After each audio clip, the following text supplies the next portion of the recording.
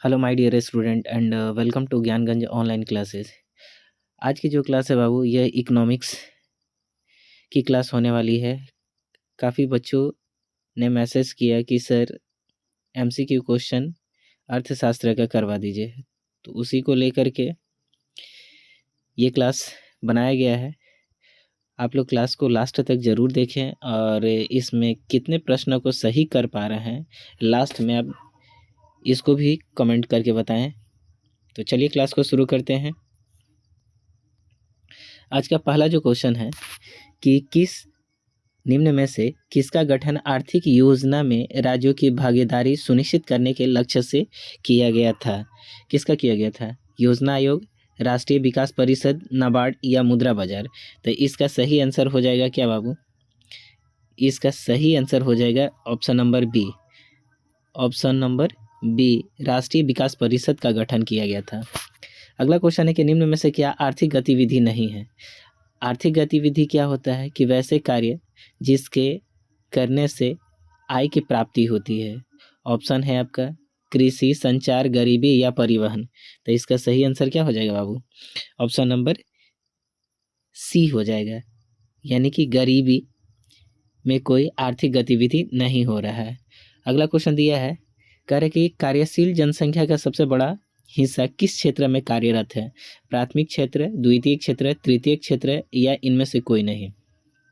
अब यहाँ पर देखिएगा, प्राथमिक क्षेत्र इसका सही आंसर हो जाएगा। प्राथमिक क्षेत्र कृषि से संबंधित होता है और इसमें जनसंख्या का एक बड़ा हिस्सा इसमें कार्यरत रहता है। अगला क्वेश्चन है कि निम्न में से क्या बिहार के विकास में बाधक है? गरीबी, बेरोजगारी, बाढ़, किन में से सभी। तो बिहार के विकास में बाधा के रूप में ये तीनों चीज़ है, गरीबी भी है, बेरोजगारी भी है और बाढ़ भी है। अगला क्वेश्चन दिया है कि निम्न में से किस देश का एचडीआई भारत से अच्छा है? नेपाल, श्रीलंका, पाकिस्तान, म्यांमार। तो इसका सही आंसर क्या हो जाएगा? ऑप्शन नंबर बी, श्रीलंका का एचडीआई ह्यूमन डेवलपमेंट इंडेक्स काफ़ी अच्छा है। अगला क्वेश्चन है कि निम्न में से कौन आर्थिक आधारभूत संरचना का अंग नहीं है? संचार, शिक्षा, स्वास्थ्य सुविधा की कुशल प्रशासन। तो 6 का सही आंसर क्या हो जाएगा बाबू? ऑप्शन नंबर क्या हो जाएगा? ए, यानी कि संचार आधारभूत संरचना का अंग नहीं है।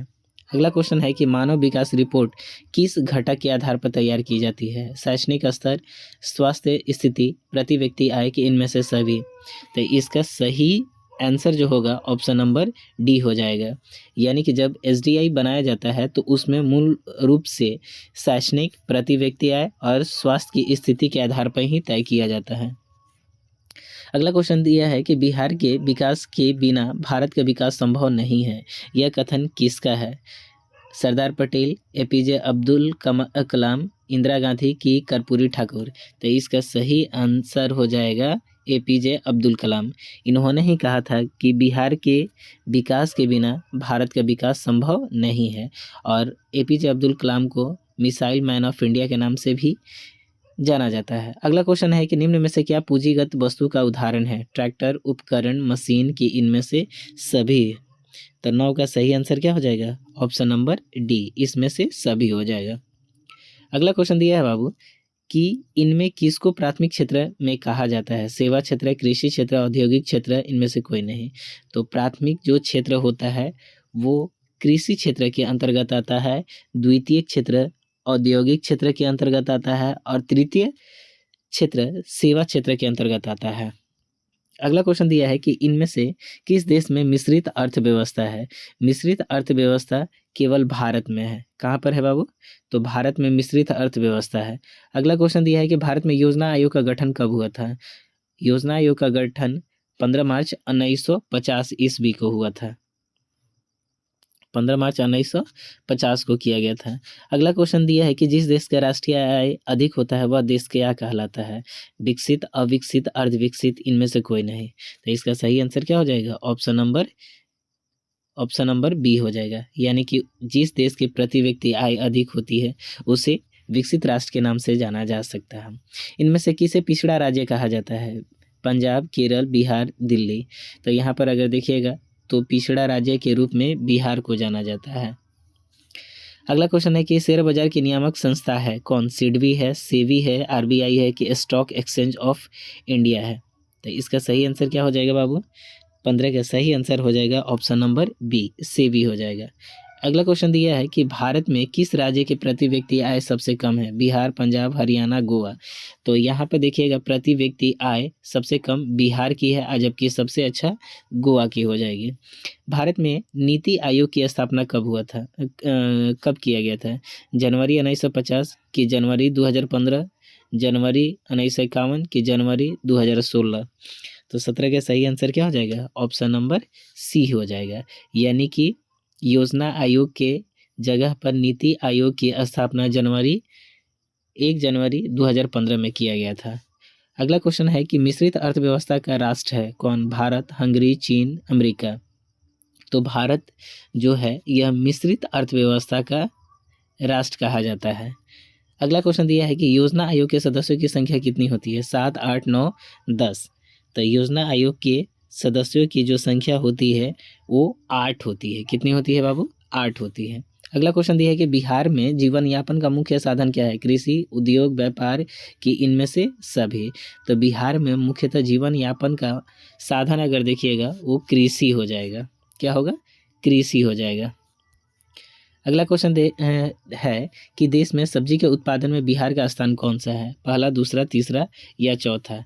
तो यहाँ पर इसका सही आंसर हो जाएगा ऑप्शन नंबर बी, यानी कि सब्जी उत्पादन में बिहार का स्थान दूसरा है। भारत के पड़ोसी देशों में किस देश का प्रति व्यक्ति आय सबसे अधिक है? पाकिस्तान, बांग्लादेश, श्रीलंका या नेपाल हो जाएगा? तो 22 का सही आंसर क्या हो जाएगा? ऑप्शन नंबर सी, श्रीलंका हो जाएगा। अगला क्वेश्चन दिया है कि इनमें से कौन योजना आयोग के पदेन अध्यक्ष होते हैं? प्रधानमंत्री, योजना मंत्री, राष्ट्रपति, इनमें से कोई नहीं। तो योजना आयोग के पदेन अध्यक्ष जो होते हैं वो तत्कालीन भारत के प्रधानमंत्री होते हैं, यानी कि ऑप्शन नंबर ए हो जाएगा। भारत की आर्थिक व्यवस्था है समाजवादी, पूंजीवादी, मिश्रित या इनमें से कोई नहीं? तो इसका सही आंसर क्या हो जाएगा? भारत की अर्थव्यवस्था यह मिश्रित अर्थव्यवस्था है। इनमें से किस देश में समाजवादी अर्थव्यवस्था नहीं है? तो समाजवादी अर्थव्यवस्था कौन से देश में है? रूस में है। क्या हो जाएगा बाबू? रूस में हो जाएगा। जबकि भारत में क्या हो जाएगा? मिश्रित हो जाएगा। और अमेरिका में क्या हो जाएगा? तो अमेरिका में पूंजीवादी अर्थव्यवस्था है। अगला क्वेश्चन दिया कि सम्यक विकास की प्रक्रिया संबंधित है उच्च वर्ग से, निम्न वर्ग से, सभी वर्ग से, इनमें से कोई नहीं? तो 26 का सही आंसर क्या हो जाएगा? ऑप्शन नंबर सी हो जाएगा। क्या हो जाएगा? ऑप्शन नंबर सी, यानी कि सभी वर्गों से संबंधित है। अगला क्वेश्चन दिया है बाबू कि गरीबी कैंसर रोग की तरह है, यह कथन किसने दिया है? अर्थशास्त्री, कुजन सेठ की मेडिसन की लेविस की इनमें से कोई नहीं? तो इसका सही आंसर हो जाएगा क्या? ऑप्शन नंबर ए हो जाएगा, यानी कि अर्थशास्त्री कुजन सेठ ने कहा था। अगला क्वेश्चन दिया है कि किस क्षेत्र को द्वितीय क्षेत्र कहा जाता है? सेवा क्षेत्र, औद्योगिक क्षेत्र, कृषि क्षेत्र, इनमें से कोई नहीं? तो इसका सही आंसर क्या हो जाएगा? द्वितीय क्षेत्र उद्योग क्षेत्र को कहा जाता है और प्राथमिक क्षेत्र कृषि क्षेत्र को कहा जाता है। अगला क्वेश्चन दिया है कि 11वीं पंचवर्षीय योजना की अवधि क्या है? 2006 से 2011, 2008 से 2013 कि 2009 से 14 कि 2007 से 2012? तो भारत की पंचवर्षीय 11 जो थी वो उसका कार्यकाल 2007 से लेकर के 2012 तक था। अगला क्वेश्चन दिया है कि किस क्षेत्र को तृतीय क्षेत्र कहा जाता है? तो तृतीय क्षेत्र सेवा क्षेत्र के रूप में जाना जाता है, यानी कि ऑप्शन नंबर ए करेक्ट हो जाएगा। अगला क्वेश्चन दिया है कि अर्थव्यवस्था के सृजन होता है प्राकृतिक संसाधनों से, भौतिक संसाधनों से, मानवीय संसाधनों से, इनमें से सभी से?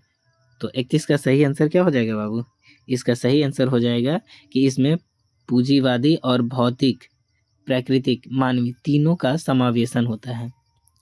अगला क्वेश्चन दिया है कि राष्ट्रीय विकास परिषद का गठन हुआ था 1951, 1952, 1954 या 1956?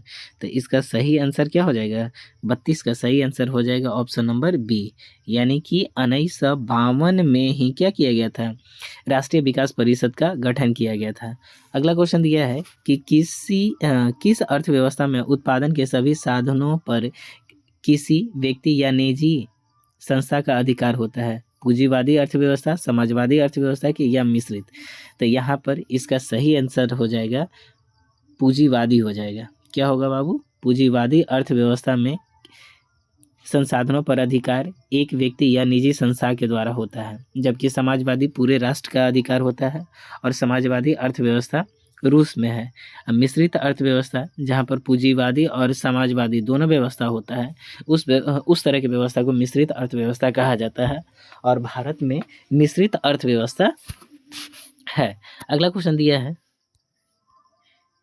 भारत में प्रथम पंचवर्षीय योजना का कार्यकाल क्या था? 1951 से 56, 1950 से 55, 1952 से 57, 1954 से 59। तो इसका सही आंसर क्या हो जाएगा? ऑप्शन नंबर बी, यानी कि 1951 से 1956 तक हो जाएगा। अगला क्वेश्चन है कि आर्थिक संरचना का मुख्य अंग क्या है? शिक्षा, स्वास्थ्य सेवा, यातायात एवं संचार की इनमें से कोई नहीं। तो 35 का सही आंसर हो जाएगा ऑप्शन नंबर सी हो जाएगा। आर्थिक संरचना का एक प्रमुख अंग हो जाएगा। अगला क्वेश्चन दिया है कि आर्थिक क्रियाओं का उद्देश्य क्या होता है? जीविकोपार्जन, मनोरंजन, ए बी दोनों, इनमें से कोई नहीं। आर्थिक क्रियाओं का मुख्य उद्देश्य होता है जीविकोपार्जन। क्या हो जाएगा बाबू? जीविकोपार्जन हो जाएगा। पशुपालन और मत्स्य पालन किस क्षेत्र के अंतर्गत आता है? प्राथमिक क्षेत्र है, द्वितीय क्षेत्र है, तृतीय क्षेत्र है? तो पशुपालन या मत्स्य पालन ये सभी हो जाएगा प्राथमिक क्षेत्र के अंतर्गत आता है। अगला क्वेश्चन है कि निम्न में से कौन सामाजिक संरचना का अंग है? शिक्षा एवं प्रशिक्षण, स्वास्थ्य सेवा, आवास की इनमें से सभी? तो सामाजिक संरचना का अंग अगर देखिएगा तो इसमें से सभी की काफ़ी उपयोगी होता है, यानी कि ये तीनों हो जाएगा। अगला क्वेश्चन दिया है कि सामान्य किस देश में कि विकास स्तर किस आधार पर निर्धारण किया जाता है? प्रति व्यक्ति आय, शिक्षा, स्वास्थ्य की स्थिति कि इनमें से सभी? तो किसी भी देश के विकसित स्तर का जो आधार होता है उनमें से सभी हो जाएगा, यानी कि वहाँ के प्रति व्यक्ति आय अधिक होना चाहिए, स्वास्थ्य की स्थिति भी अच्छी होनी चाहिए और साक्षरता भी अच्छी होनी चाहिए। प्राथमिक क्षेत्र में कौन सा आर्थिक क्रिया शामिल है? कृषि, खनन, पशुपालन की इनमें से सभी? तो आर्थिक श्रेणी में प्राथमिक क्षेत्र में अगर देखिएगा तो खनन भी है, पशुपालन भी है, यानी कि इनमें से डी हो जाएगा, सभी शामिल है। अगला क्वेश्चन दिया है कि समाजवादी अर्थव्यवस्था का गुण है निजी लाभ, मूलतंत्र की समाज कल्याण की संसाधनों का निजी स्वामित्व। तो निजी लाभ तो पूंजीवादी अर्थव्यवस्था का गुण है और संसाधनों का निजी स्वामित्व ये भी पूंजीवादी का हो जाएगा, लेकिन समाज का कल्याण अगर कहते हैं तो यह समाजवादी अर्थव्यवस्था में इसकी झलक देखने को मिलता है। अगला क्वेश्चन दिया है कि विकसित देशों की आय में वृद्धि के लिए किस पद का प्रयोग किया जाता है? आर्थिक विकास, आर्थिक वृद्धि की समावेशी विकास की इनमें से कोई नहीं। तो इसका सही आंसर क्या हो जाएगा? ऑप्शन नंबर बी, यानी कि आर्थिक गतिविधि हो जाएगा। अगला क्वेश्चन दिया है कि बिहार के आर्थिक पिछड़ेपन का प्रमुख कारण क्या है? जनसंख्या की तीव्र वृद्धि, कृषि पर अत्यधिक जनभार, बाढ़ एवं सूखा का प्रकोप की इनमें से सभी? तो इसका सही आंसर क्या हो जाएगा? इनमें से सभी, यानी कि ऑप्शन नंबर क्या होगा बाबू? डी हो जाएगा। अगला क्वेश्चन दिया है कि आर्थिक विकास की माप के लिए सबसे उपयुक्त सूचकांक क्या है? राजकीय आय, प्रति व्यक्ति आय कि राजनीतिक स्थायित्व की इनमें से कोई नहीं। तो इसका सही आंसर हो जाएगा क्या? ऑप्शन नंबर बी, प्रति व्यक्ति आय हो जाएगा। अगला क्वेश्चन दिया है कि बोनस भुगतान अधिनियम किस पंचवर्षीय योजना के दौरान आया था? तो ये कौन से पंचवर्षीय योजना का दौरान था? तो ये तीसरे पंचवर्षीय योजना के समय में आया था। अगला क्वेश्चन दिया है कि निम्नांकित में से कौन सा देश विकसित अर्थव्यवस्था का उदाहरण है? America, England, Sri Lanka, Bharat, Indonesia. तो इसका सही आंसर क्या हो जाएगा? ऑप्शन नंबर ए, यानी कि अमेरिका। विश्व पर्यावरण एवं विकास आयोग की स्थापना हुई थी 1980, 1983, 1985, 1990। तो इसका सही आंसर क्या हो जाएगा बाबू? 1983 में हो जाएगा।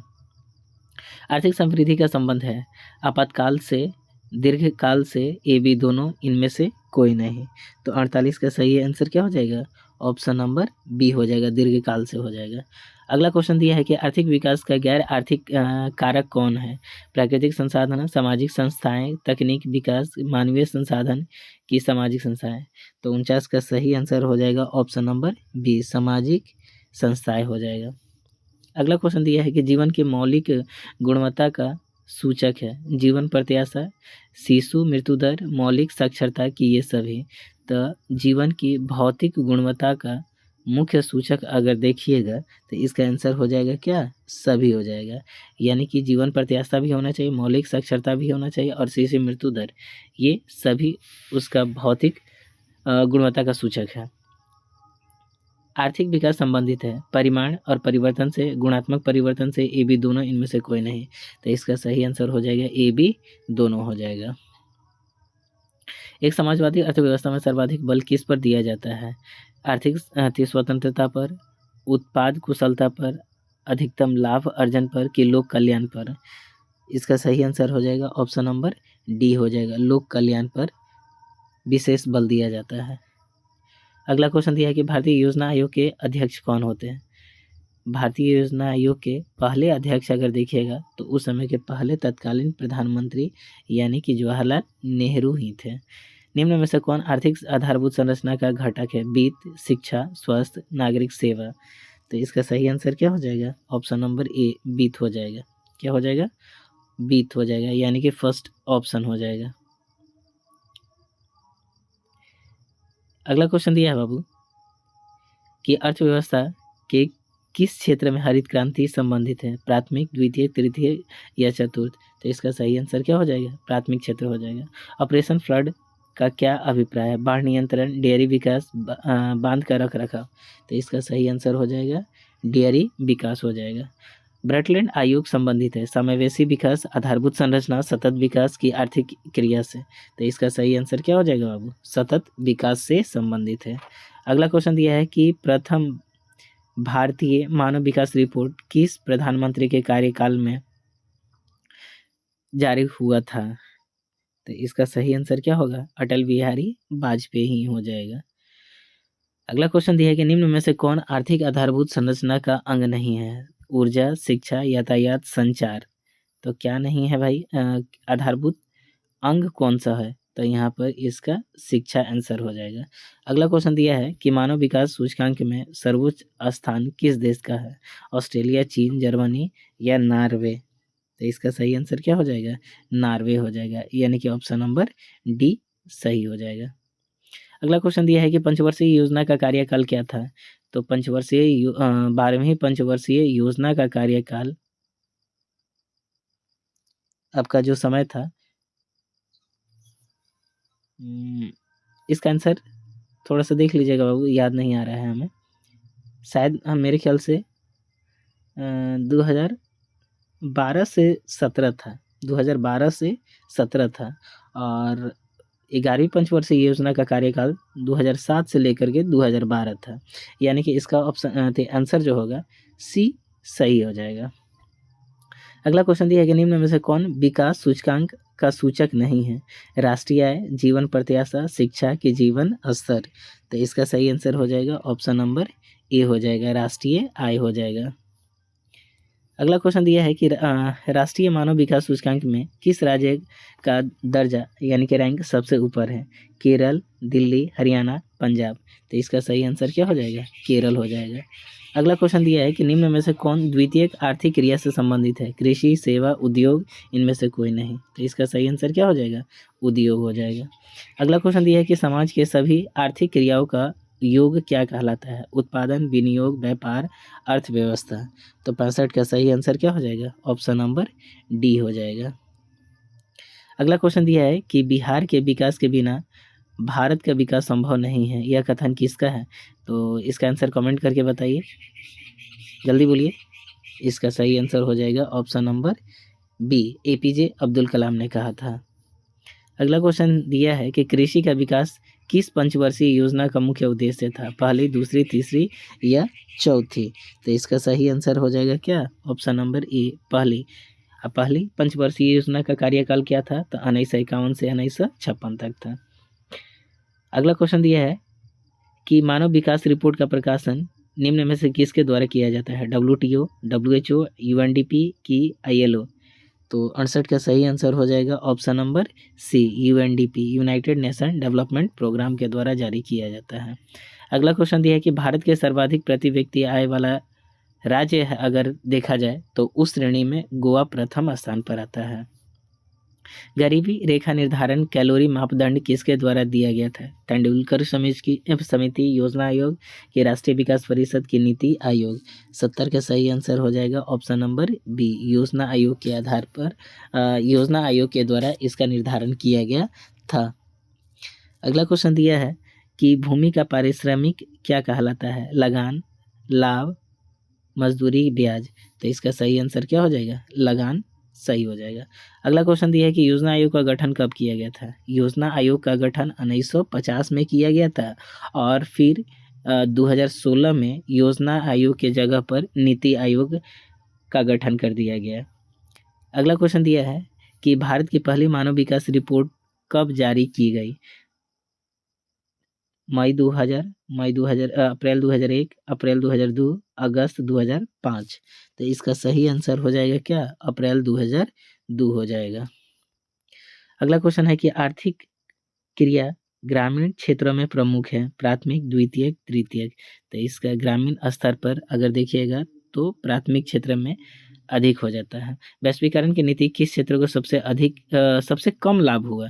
तो सबसे कम लाभ अगर देखिएगा तो कृषि क्षेत्र को हुआ और सबसे ज़्यादा अगर लाभ देखिएगा तो सेवा क्षेत्र में लाभ हुआ। अगला क्वेश्चन दिया है 11वीं पंचवर्षीय योजना की अवधि क्या थी? तो 11वीं पंचवर्षीय योजना की कार्यकाल अवधि 2007 से लेकर के 2012 था। गैस और बिजली उत्पादन किस क्षेत्र के अंतर्गत आते हैं? तो ये आपके आते हैं द्वितीय क्षेत्र के अंतर्गत आते हैं। अगला क्वेश्चन दिया है कि भारत की पहली मानव विकास रिपोर्ट किसने तैयार किया था? तो पहली मानव विकास रिपोर्ट किसके द्वारा तैयार किया गया था? राष्ट्रीय विकास परिषद के द्वारा, यानी कि ऑप्शन नंबर क्या हो जाएगा? ऑप्शन नंबर आपका बी सही हो जाएगा।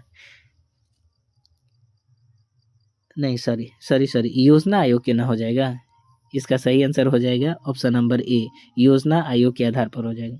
अगला क्वेश्चन दिया है कि द्वितीय क्षेत्र को किस नाम से जाना जाता है? कृषि, औद्योगिक, सेवा? तो इसका सही आंसर हो जाएगा ऑप्शन नंबर बी हो जाएगा, यानी कि औद्योगिक क्षेत्र के नाम से भी जाना जाता है। और आज का आखिरी प्रश्न जो है, भारत में प्रथम राष्ट्रीय आय का अनुमान कब किया गया था? इसका आंसर कमेंट करके आप बताएं। हालांकि हम एलिमिनेट करके बताते हैं, इसका सही आंसर होना चाहिए 1868 या 1848, इन दोनों में से होगा। और अब आप कमेंट करके बताएं कि इनमें से सही कौन होगा। फिलहाल आज के लिए इतना ही, मिलते हैं नए वीडियो के साथ।